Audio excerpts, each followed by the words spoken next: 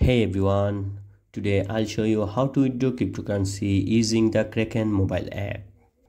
First, log into the Kraken mobile app using your email and password. If you have two-factor authentication enabled, make sure to complete the process for added security.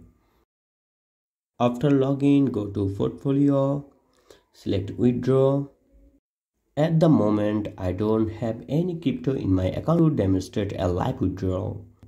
So follow as I say. Select the cryptocurrency you want to withdraw. For this example, let's say you are withdrawing Bitcoin. If I had Bitcoin in my account, this is where I'd proceed to the next step.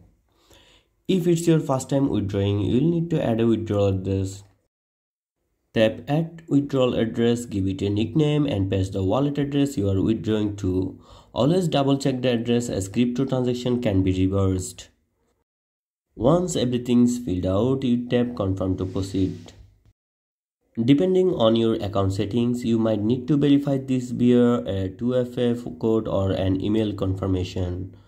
Finally, after confirming, you can monitor the status of your withdrawal under the Funding tab. Withdrawals usually process within minutes to hours. I hope this guide helps you feel confident navigating the app. Don't forget to like, subscribe and share.